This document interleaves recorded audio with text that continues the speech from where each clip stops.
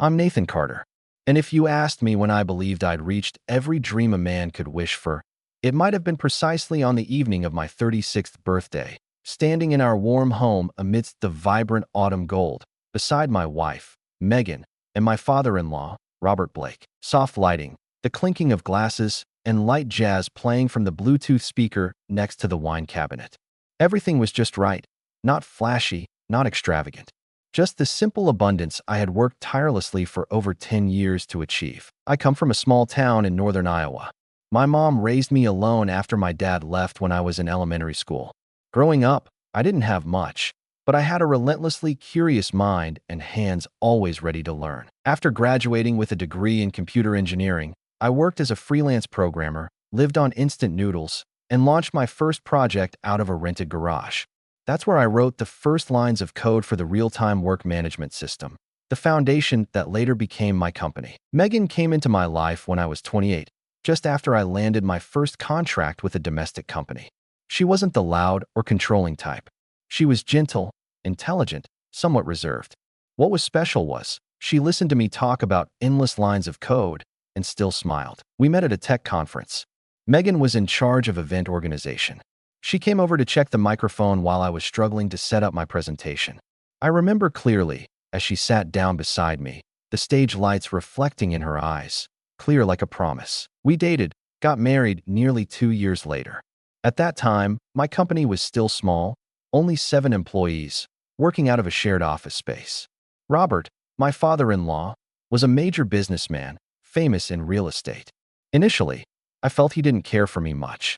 Maybe because I came from a different background. Or maybe he thought I wasn't good enough for his daughter. But gradually, things changed. When my company started generating stable revenue, when I invited him to try the building management software system we were developing, he unexpectedly offered to invest. "You've got a head on your shoulders," he said one evening over dinner at his house. His tone not overly warm, but enough for me to feel recognized. "But to grow bigger, you need someone experienced. I can help." At that moment, I truly believed him. And I also thought, if a man who had built dozens of large buildings could trust me, then maybe I was on the right path. And so, Robert became the company's first strategic investor. He contributed capital, helped me meet new partners, opened doors I never thought I had the strength to open myself. The house Megan and I lived in was bought with the very first dividend payout.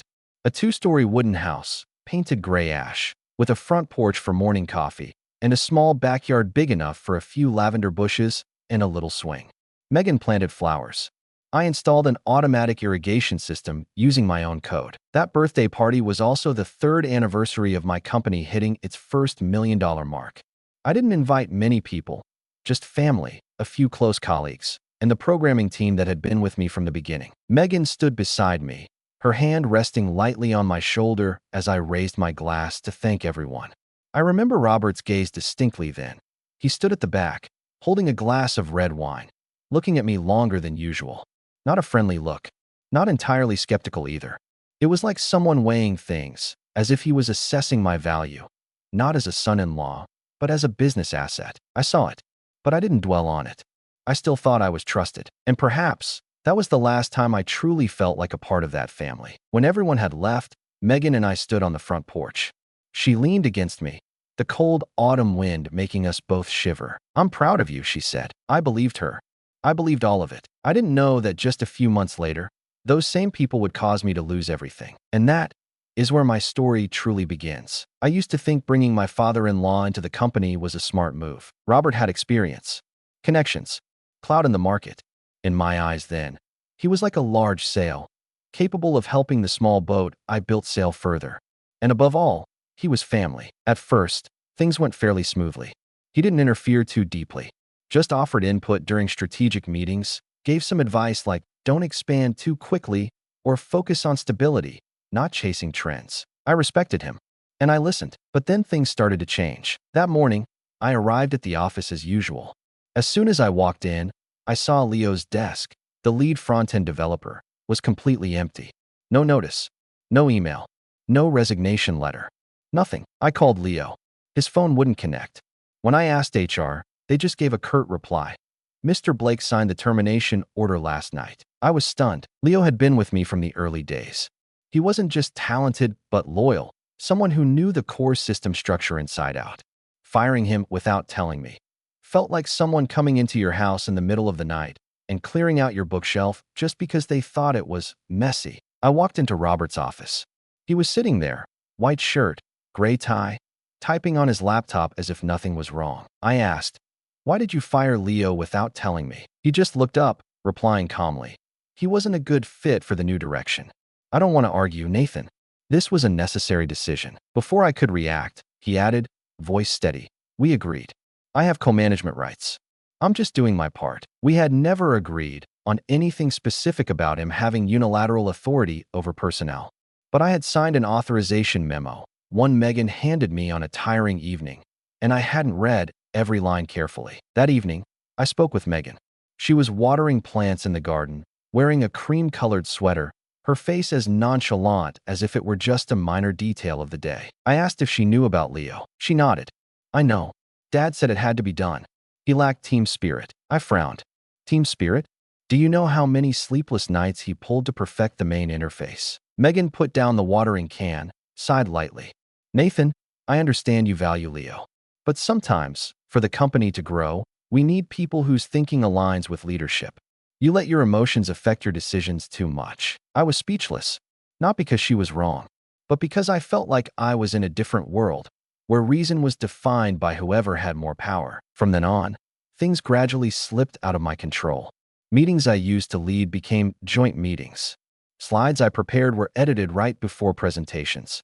Important emails no longer reached me first. And worst of all, whenever I pushed back, Megan always defended her father. Once, I discussed developing an AI feature for the platform with Robert, something the tech team had been preparing for 2 months. He shook his head. "Too risky," he said. "The market isn't ready. Don't spend money like you're burning it at a bonfire." I argued back. I said if we didn't pioneer, we'd be left behind. Robert smiled slightly, sipped his tea, then replied, "You're too green to understand market waves." That felt like a slap. But I smiled. I still tried to keep the peace. Because I believed, if I proved myself with results, they would see I was right. I worked twice as hard. Over time, met with partners, recoded the core module myself just to ensure everything ran perfectly. But the only thing I got back was silence and an increasingly distant look from my wife. Late one evening, I walked into the home office. Megan was reading something. Looked like an internal operations report. I said, "I don't know what I'm being pushed out of, but I can feel it." Megan looked at me, not exactly sad, not exactly cold. She just said softly, "Maybe you should rest for a while. Let someone else handle the leadership part." I stood there, for a long moment, unable to speak. Outside, rain fell softly. The room was dim yellow, silent except for the wind whistling through the window crack. I don't know when I started losing my position. I just know in that moment, I was no longer the decision maker in my own life. I don't know what felt worse, being betrayed, or realizing I had paved the way for that betrayal myself. It all started one Monday morning. I was sitting in my office, trying to finalize the quarterly financial report when the email notification chimed. The small, steady chime like always, but this time it opened a door I wish I'd never walked through. It was a misdirected email, sent to me instead of a project manager, from Robert's own assistant. The subject line read, "Partnership Agreement with Dexon Group. Final spec confirmation." I had never heard the name Dexon mentioned in any strategic meeting. I opened the attachment. A contract nearly 40 pages long, with Robert's signature at the end, alongside the company's seal. Dexon was a tech asset management firm in another state. The name sounded decent enough, but I wasn't one to trust appearances. I did a quick search, and my heart skipped a beat when I discovered Dexon had been sued for misappropriating funds, manipulating insider stock, and had even been banned from operating in 3 states. I printed the contract, my hand trembling as I read Clause 7. Party A, my company, agrees to share control of the core product to serve expansion objectives, including source code access, technical team coordination rights, and full commercialization rights under terms proposed by Dexon. I read it again and again, unable to believe my eyes. We had just handed over our entire software system to a fraudulent partner. I strode quickly to the conference room, where Robert was talking with the finance team. I didn't knock. I pushed the door open and placed the printed contract on the table without a word. Robert looked up at me, momentarily surprised. Then his expression became placid, as if nothing was amiss. "I was just trying to protect the company," he said after a few seconds of silence. "They promised a $10 million investment within 6 months." I asked, "And in exchange for that 10 million, you're willing to sell the soul of this company?" He didn't answer, just poured more coffee. I turned to Megan, who was also in the room. She stood leaning against the table, arms crossed. No surprise, no shame. I looked at her, waiting for an explanation. Megan spoke slowly. "We've been talking about scaling for months. Dad just did what you wouldn't dare to do." I clenched my fists, trying to stay calm. Wouldn't dare? Or didn't want to sell off what I built over nearly 10 years for a promise from a notorious partner? No one answered. I quietly left the conference room. My heart pounded, as if each footstep was a hammer blow on a coffin being nailed shut. That night, I didn't go home. I drove around the city, aimlessly. It started raining by the time I reached the riverfront. I parked the car, sat inside, watching the rain lash against the windshield like thousands of unanswered questions. Only one question remained in my head. Who was I in that company anymore? The next day, I returned to headquarters and requested a meeting with the board. I had prepared a detailed slide deck on the legal risks of the contract, reference materials on Dexon's lawsuits, and even recommendations from my personal lawyer. The meeting took place in silence. Robert leaned back in his chair, staring straight at me, unblinking. When I finished presenting, he simply said, "You talk a good game, but you're not the only one with authority here." Megan nodded, as if confirming everything had been decided before I even walked into the room. "You're just a shadow in this company, Nathan," she said, her voice soft but every word clear. "You're good technically, but you don't know how to lead." That wasn't a knife, but it cut a wound so deep I didn't know how long it would take to heal. I used to think I built this company out of passion, but the truth was, I built it believing it was home. Now I realized I was just a tenant in a house someone else had already signed the transfer papers for. I gathered my personal belongings. No one stopped me. No one asked me to stay. Walking down the hallway, I saw the engineering team coding in the open plan office. Still familiar faces, but no one dared to look at me. I walked out the main entrance.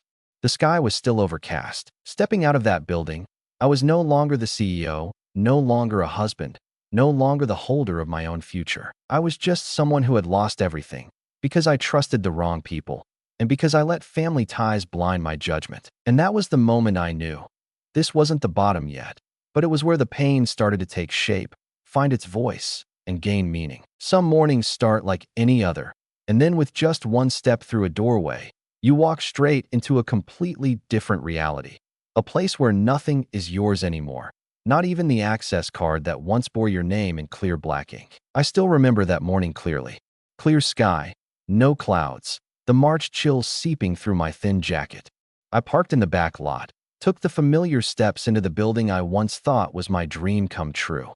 The front glass door still had smudges from being wiped improperly, like always. But when I held my card up to the scanner, it emitted a short beep, and the light turned red. For the first time in nearly 10 years, I was rejected by the very door I helped design. I thought the machine was malfunctioning. I tried again. Once, then again. Still that beep. A new security guard, someone I'd never seen, stepped out. His face was unfamiliar, but his voice was clear and ice cold. "Sorry, Mr. Carter. I was informed not to allow you entry." I froze. "I'm the CEO. This is my company." He didn't blink. "I just follow the list. If there's an issue, you can contact management." I stood there for a few seconds, then turned away. There was no point arguing. I knew in my gut this wasn't random. It was calculated. I opened my phone, checked the company accounts, frozen. Personal account, exactly $233 left. The savings from 10 years of work, what remained after all the sleepless nights, had vanished. I called the bank. After a round of verification, the teller gently informed me. The entire amount was transferred 2 days ago, authorized under the name Megan Carter. My chest tightened. I could barely hear what she said next. Just a muffled string of sounds in my ear. I sat silently in the car for almost an hour, staring blankly at the steering wheel. Part of me wanted to smash my fist against the window. Another part just wanted to disappear. That afternoon, I went back to the house. Not to rest, but because I needed answers. The house was unusually quiet. No music. No scent of candles like usual. I called Megan's name. No one answered. On the living room table was a white envelope, placed neatly. Inside was a copy of the stock transfer document, from me to Robert. It bore my signature, dated clearly. I remembered that paper. Megan gave it to me 4 months ago when I was exhausted from a system outage. She said it was a simple procedure to handle administrative matters easily. I didn't read it carefully. I trusted her. Attached was another piece of paper. Megan's handwriting. Brief. I think you know it's time for things to end. I'm tired of being caught in the middle. I'll be gone for a while. Please don't look for me. No apology. No tears. Just words as final as a door closing without a sound. I went into the bedroom. Her side of the closet was empty. On the vanity, her perfume bottle still sat, but it was the kind I hated, like a bitter reminder she never cared what I thought. I sat down on the bed, my hand unconsciously smoothing the bedspread. My mind was blank. When I walked back into the living room, the late afternoon light slanted through the blinds, creating wavering bars of reddish-orange on the floor. I looked around, trying to find something to hold on to. Then I saw it, our wedding photo, thrown face down in the trash bin next to the small bar. The wooden frame scratched, the glass dull with dust. I picked it up, wiped it gently. In the photo, I was smiling, a wide, genuine smile. Megan rested her head on my shoulder, her eyes bright. Behind us was the California beach where we once dreamed of returning every year. I held the frame, didn't cry. The pain then didn't flow as tears.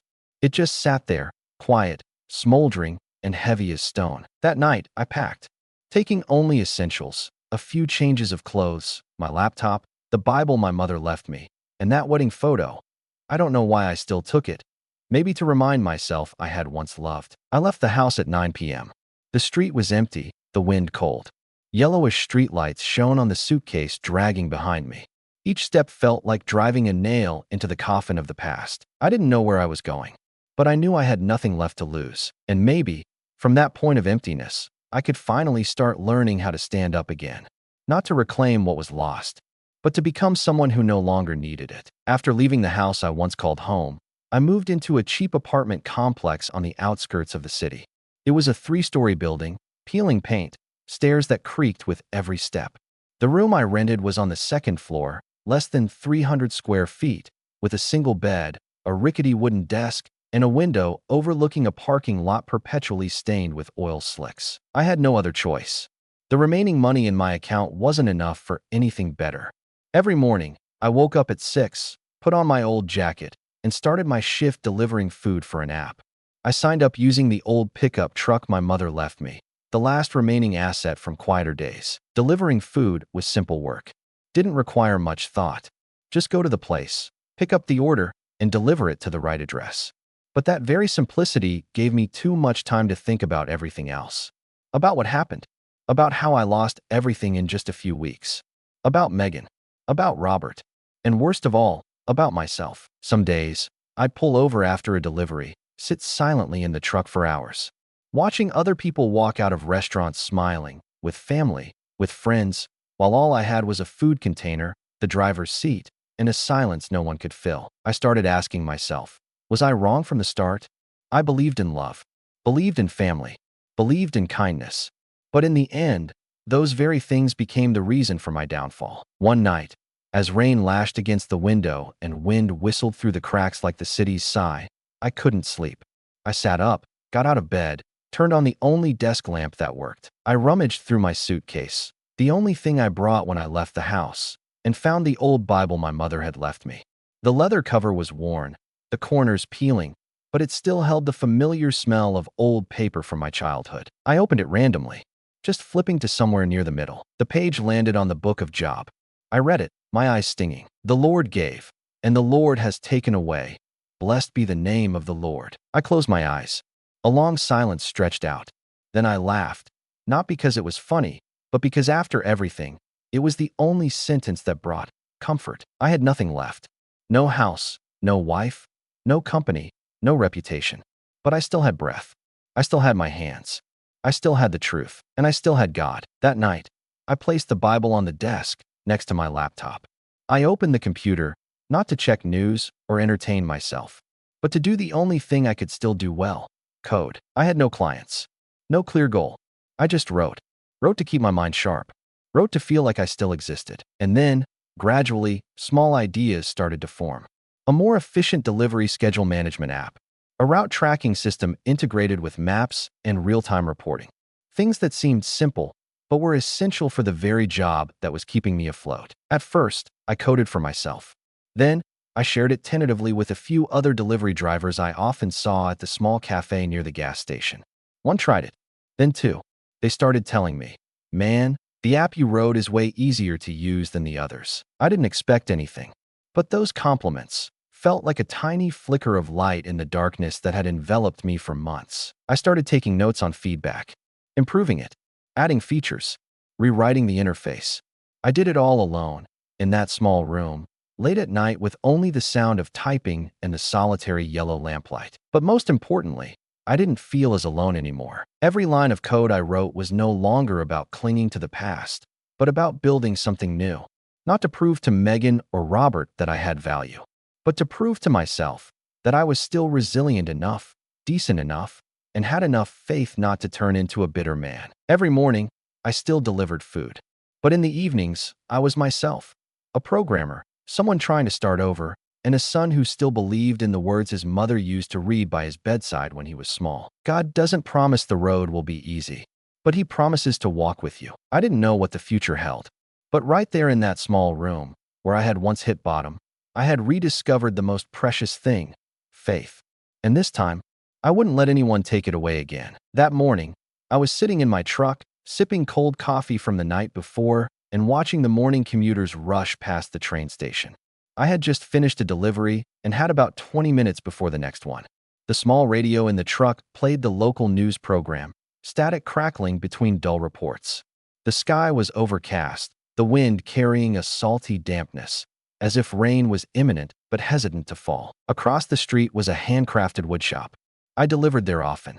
The owner was an old man named Rick, pot-bellied, white-haired, always with a rag slung over his shoulder. Every time I saw him, he'd grumble about his grandkids not knowing how to manage inventory, orders duplicated, invoices lost, the stockroom a mess like some old pirate's hoard. That morning was no different. As I handed him a bag of sandwiches, he looked at me, shook his head, and sighed. I swear, if someone made an app to help old folks like me manage inventory simply, I'd be the first one to pay him. He chuckled after saying it, but his words stuck in my mind like a seed planted at just the right moment. That evening, in my small room, under the dim yellow light, I opened my laptop and started writing notes. No whiteboard, no brainstorming team, no investment advisors behind me. Just me, and the idea of simple, easy-to-use software for small players struggling with problems bigger than their capacity. I called it Shed Sync, a simple inventory management tool for small shops, for people like Rick. Initially, I just sketched out the interface on paper. Then I coded a demo version using React. It took almost a week to build the main interface because I wanted everything so intuitive and friendly that even non-tech savvy people could use it. During the day, I continued delivering food. At night, I sat at the rickety wooden desk, typing code, a cold cup of coffee, and the still open Bible beside me. A reminder that I wasn't walking this path alone. I sent the beta version to Rick. He frowned, randomly clicked a few buttons, then laughed. "Hey, this looks pretty good, but the font's too small. My eyes can't read it." I fixed it that night. Enlarged the text, used clearer colors, cut out complicated parts. 3 days later, Rick called back. "Can I let my buddy try it? He's struggling with the inventory at his auto repair shop too." I nodded. So, from Rick to Jerry, then from Jerry to Linda, the owner of a building supply store, I started getting feedback and thank yous more sincere than any paycheck I'd ever earned. Late one evening, just after finishing the daily inventory reporting feature, I received an email from someone named Tom Reynolds. He introduced himself as the director of a small to medium enterprise investment fund specializing in startups with community impact. Tom said he heard about me through Rick. Turns out the grumpy old man had a nephew working in tech investment. Tom's email was brief. "I see the heart in how you built the application. I'd like to meet you, not for profit, but because I believe in people who don't give up." We met at a small cafe near the river. I arrived 15 minutes early, sat in the farthest corner, hands sweating despite the cold outside. Tom walked in, no laptop, no notebook, just a warm smile and calm eyes. I explained everything, how the idea came about, how I wrote every line of code, how I connected with the first users. When I finished, Tom didn't ask about ROI, didn't ask about projected quarterly growth. He just asked one question: Why are you still doing this, after everything? I was silent for a few seconds, then replied, because I believe God didn't take everything away. He's just teaching me to rebuild on a better foundation. Tom nodded, as if he'd been waiting for exactly that answer. A week later, we signed an investment agreement. No harsh constraints, no unreasonable demands.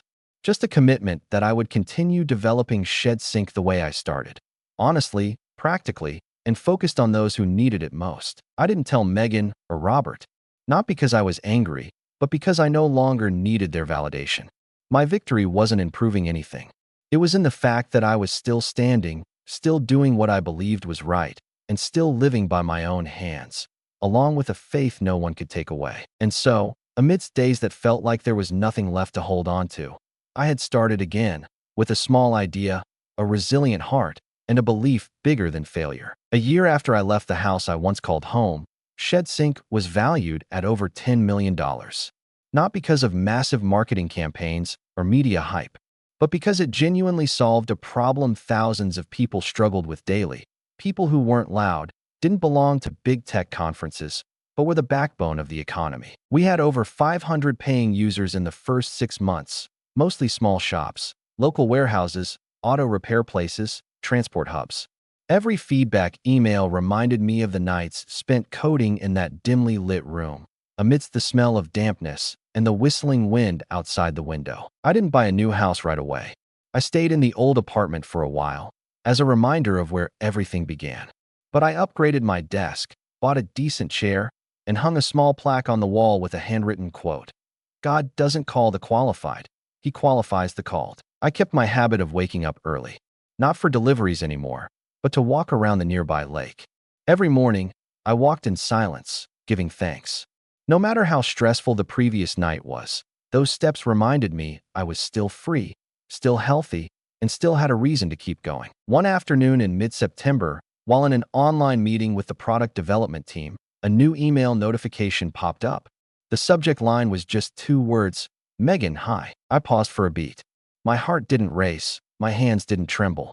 Just a brief stillness, as if time waited to see how I would react. I opened the email. The first line was a polite inquiry.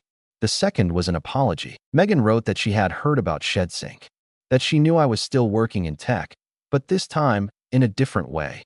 She asked if I could meet her once, not to reconcile, but to close things properly. I read the email once, then twice, and then left it. That evening, I sat by the window.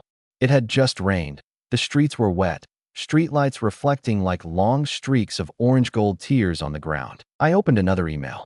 From Robert. He didn't beat around the bush, just wrote directly. I have a medium-scale logistics project.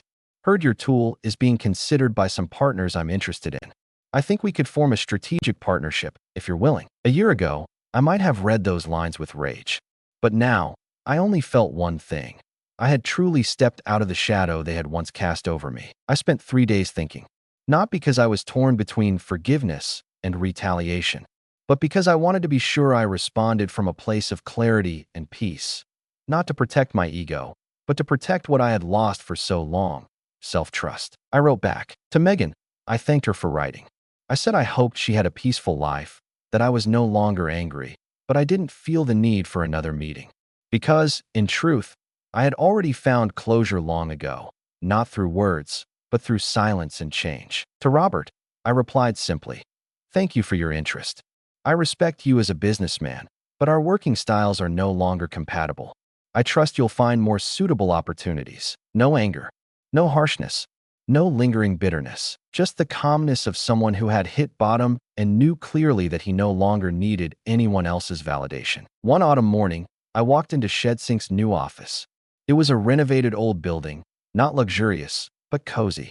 On the walls were photos of the young engineering team, the first design sketches, and a small corner I dedicated to my mother's Bible, placed next to an old photo of her. I stood looking around the room, the wooden desks, the clicking of keyboards, the soft laughter from the marketing team, and I suddenly felt grateful for all the losses that had led me here. Not to become successful, but to become myself again. No more dreams of proving myself. No more need for praise. Just a man living by the values he believed in, walking the path he chose, unled by fear or resentment. And for the first time in a long time, I looked up at the sky, sunlight hitting my eyes, and I smiled. Not big, not beaming. Just a small smile. Enough to know I had returned. Not to the old place, but to a better version of myself. That afternoon, after a meeting ended earlier than expected, I decided to drive around the city. No specific plan, just a vague urge inside me wanting to go somewhere. Winter was setting in. The air was colder than usual. Pale sunlight stretched across the bare tree branches, casting a quiet, piercing light on the road, much like the season itself. I didn't turn on music, didn't make calls, just drove in silence, listening to the tires on the pavement and the wind whistling through the window crack. And then, unexpectedly, I found myself stopped in front of the old office building, the one that once bore the name of the company I founded. The sign was gone. The front windows were covered with frosted paper, a scrawled "For Lease" sign taped inside. A ladder leaned haphazardly inside, paint smudges still visible on the doorframe. The building was quiet, as if waiting for a new owner, yet still holding on to old memories. My memories. I didn't go in, just stood outside, hands shoved in my jacket pockets, eyes tracing the lines of dust on the glass. For a brief moment, I almost saw myself again, in an old shirt, staying late with the engineering team, drinking instant coffee, talking about the future with naive faith. I stepped back, turned, and walked away. The car headed towards the small church by the river, the one my mother used to take me to every Sunday morning. It had been a long time since I'd visited. Though I still prayed daily, I hadn't dared step inside, perhaps partly afraid of confronting all the memories I had worked so hard to bury. But today, I stopped the car. Pushing open the old, heavy wooden door, I stepped inside. No one was in the sanctuary. Only lights streaming through the stained glass windows, creating shifting patterns of color on the wooden pews and ancient tile floor. The smell of wax, wood, and silence. The kind of smell only those who have been broken and rebuilt can truly recognize. I sat down in the third pew from the back. Looking up at the cross hanging high above, I said nothing. Didn't plead, didn't demand, just offered my presence. I opened my wallet, took out the old wedding ring, the one I had kept all this time, not out of hope, but as a reminder. Proof of a promise once beautiful, once real, then shattered. I stood up, walked forward, knelt at the foot of the altar rail. I didn't cry, just gently placed the ring down, lightly, like closing a book read to its final page. I forgive, I whispered. Not because I forget, but because I don't want to carry it anymore. I stayed there a moment longer. Wind whispered through a crack in the door. The wood creaked softly, like the room itself murmuring to someone who had finally returned. When I walked out of the church, the sun was dipping towards the horizon. The last light slanted across my shoulders, casting a warm, surprisingly golden hue on the stone path ahead. I walked slowly, no longer rushed, no longer doubting, no longer holding onto any anger. I had gotten everything back: work, reputation, autonomy, faith. But I no longer had her. And strangely, for the first time, I understood. Some things are lost to make space for something more worthy to grow. Some partings aren't endings, but God's final whisper, reminding us. True love never comes from a place that makes you forget who you are. I left the church empty-handed, but with a full heart. And if anyone were to ask me, after everything, what was the most precious thing I received, I wouldn't say shed sink, not the investments or the numbers on a financial report. I would say, it was the peace of starting over, without carrying resentment. I got everything back, everything except her, and that was a loss I could live with, no longer hurting, no longer regretting, only grateful.